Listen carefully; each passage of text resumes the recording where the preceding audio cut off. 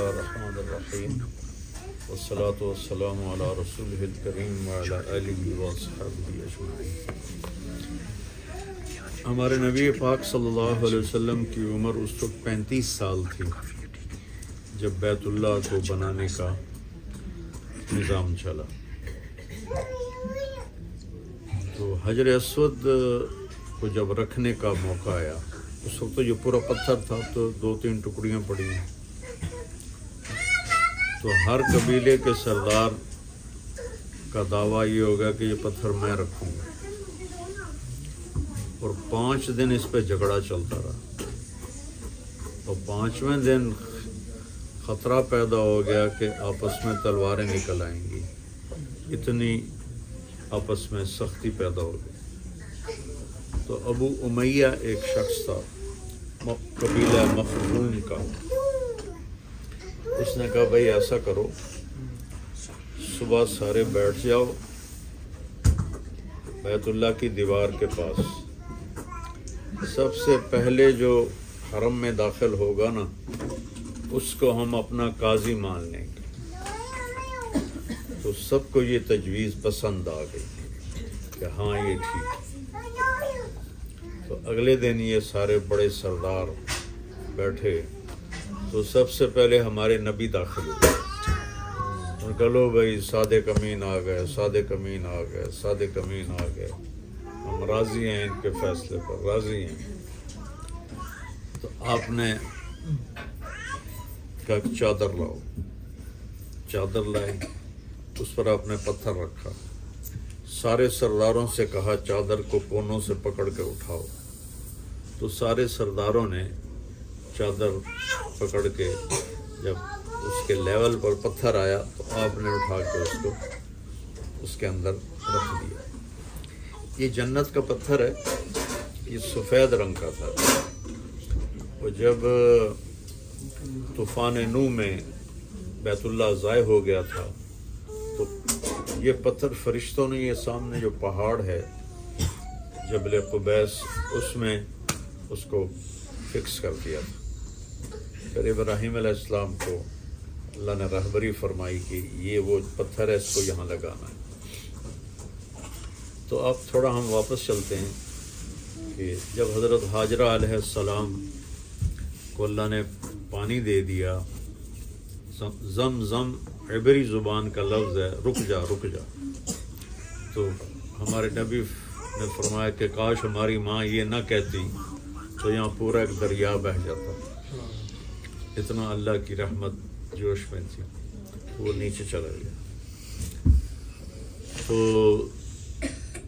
اب یہ راستہ چلتا نہیں تھا، ادھر کوئی آتا جاتا نہیں تھا۔ تو قبیلہ جرہم، یمن کا عرب قبیلہ، وہ کہیں دور سے گزر رہے تھے اور ان کو پانی کی طلب ہوئی، پانی ختم ہو گیا ان کا۔ تو ان کے سردار نے ان پہاڑوں پہ پرندوں کو اڑتے دیکھا۔ اس نے کہا میں یہاں کئی دفعہ گزرا ہوں، یہاں پرندے نہیں ہوتے، لگتا ہے یہاں پانی ہے جو پرندے اوپر اڑ رہے ہیں۔ تو انہوں نے ایک آدمی بھیجا، تو اس نے وہاں دیکھا کنواں نہیں، وہ چشمہ تھا۔ تو اس نے جا کے بتایا تو وہ قبیلہ آ کے کہنے لگا بی بی اگر آپ اجازت دیں تو ہم یہاں آباد ہو جائیں۔ اب اللہ حضرت ہاجرہ کی آبادی کا سامان فرما رہے ہیں، کہنے لگے ہو جاؤ لیکن پانی میرا ہوگا، پانی پہ قبضہ میرا ہوگا۔ کہ ٹھیک ہے، پانی آپ کا، وہ قبضہ گروپ تو تھے نہیں اس وقت کہ پانی آپ کا، ہم آپ کے قریب رہیں گے۔ عرب کی ایک قسم ہے عرب بائدہ، ایک ہے عرب عاربہ، ایک ہے عرب مستعربہ۔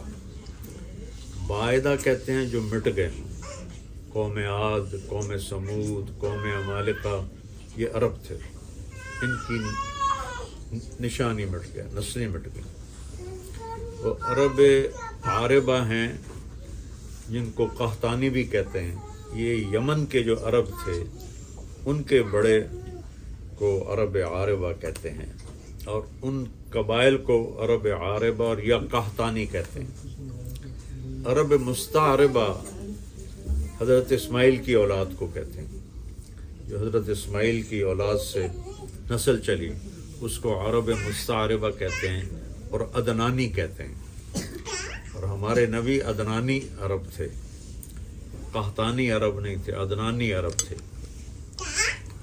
تو بنو قزاع نے 300 سال، بیچ میں ہم نے وہ حضرت حاجرہ والا قصہ سارا سمیٹ دیا ہے۔ بنو قزاع نے 300 سال حکومت کی مکہ پر۔ تو پھر بنو خزاع ایک قبیلہ تھا، اس نے حملہ کر کے اور مکے پہ قبضہ کر لیا۔ جب بنو جرہم کو اندازہ ہو گیا کہ ہم شکست کھا رہے ہیں، تو انہوں نے کنویں میں پتھر اور سامان اور کیا کچھ اس میں ڈال کے کنواں بند کر کے اس کو اوپر سے پتھروں سے بند کر دیا۔ تو جب خزاع آئے تو ان کو پانی کا نشان نہیں ملا۔ تو کوئی 350 سال حکومت کی بنو خزاع نے۔ تو ان کے سردار کو قصی اس وقت مشہور ہوئے، قصی بن کلاب، جو ہمارے نبی محمد بن عبداللہ بن عبد المطلب بن ہاشم بن عبد مناف بن قصی بن کلاب بن مرہ بن کعب بن لوی بن غالب بن فہر بن مالک بن نضر بن کنانہ بن خزیمہ بن مدرکہ بن الیاس بن معد بن عدنان، یہ عدنانی عرب ہیں۔ تو قصی جو تھے وہ بڑے مشہور ہوئے اور انہوں نے قریش کے قبائل کو اکٹھا کرنا شروع کیا۔ قریش کا نام تھا فہر، وہ میں نے پہلے بھی بتایا تھا۔ تو بنو خزاع کے سردار کو شراب کا مشکیزہ دے کر مکے کی حکومت لے لی، نشہ پلا تھا، شراب کے مشکیزے پر اس نے سائن کر دیے کہ مکے کی حکومت تمہاری۔ تو قصی کا قبضہ ہو گیا تو قریش کے قبائل اکٹھے ہونے شروع ہو گئے۔ قصی کے بیٹے تھے عبد مناف، جو اتنے خوبصورت تھے کہ ان کو مکے کا چاند کہا جاتا تھا۔ ان کے 4 بیٹے تھے، ایک کا نام تھا مطلب، ایک کا نام ہاشم، ایک کا نام نوفل اور ایک کا نام عبد شمس۔ ان کے یہ 4 بیٹے تھے۔ تو عبد مناف کے مرنے کے بعد خاندان والوں نے، مطلب بڑے بیٹے تھے، ہاشم کو سردار بنایا۔ تو بہت ذہین تھے، بہت قابل تھے۔ یہ رحلۃ الشتاء والصیف، ایک سفر سردی کا ایک گرمی کا انہوں نے جاری کیا اور ان یمن اور شام سے تجارتی تعلقات قائم کیے۔ تو اس پر جو عبد شمس کا بیٹا تھا امیہ، اس نے اختلاف کیا کہ چھوٹا کیوں سردار بنے، بڑے کو سردار بنا۔ تو اس پہ جھگڑا ہو گیا۔ تو اس زمانے میں عرافہ عورتیں ہوتی تھیں، نجومی ٹائپ، ان کے پاس جھگڑا جایا کرتا تھا۔ تو اس نے ہاشم کے حق میں فیصلہ دے دی اور یہ شرط طے پائی تھی کہ جو ہارے گا وہ 10 سال مکہ چھوڑ دے گا۔ تو جب اس عرافہ نے ہاشم کے بارے میں فیصلہ دیا تو امیہ کو 10 سال کی جلا وطنی کرنی پڑی، وہ شام چلا گیا اور یہاں سے بنو ہاشم اور بنو امیہ کی آپس میں ایک نفرت شروع ہوئی۔ تو ہاشم تشریف لے گئے تجارت کے لیے،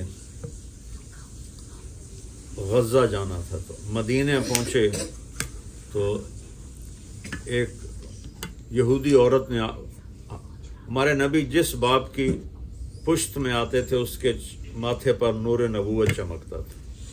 تو یہودی عورت نے آپ کو دیکھا تو کہنے لگے ہاشم ایک رات میرے ساتھ گزار لو۔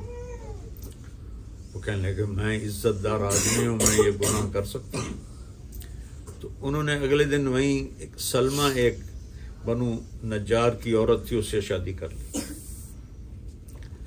تو تیسرے چوتھے دن اب بازار سے گزرے تو وہی عورت آگے سے آ رہی تھی.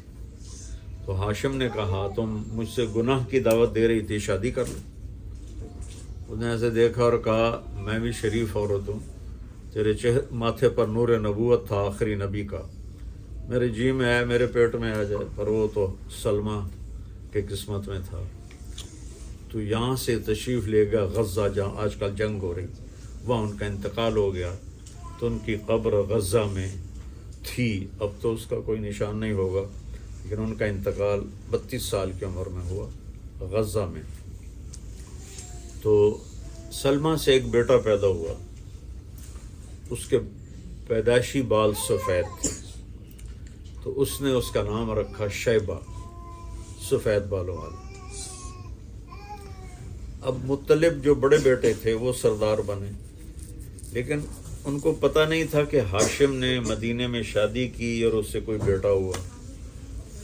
ایک دن ایک مکے کا آدمی مدینے سے گزر رہا تھا تو باہر میدان میں لڑکے تیر اندازی کر رہے تھے.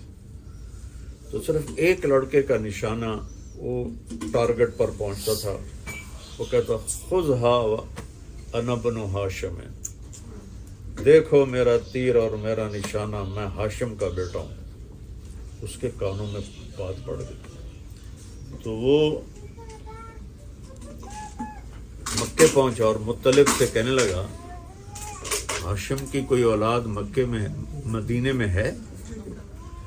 کہنے لگے مجھے تو نہیں پتا.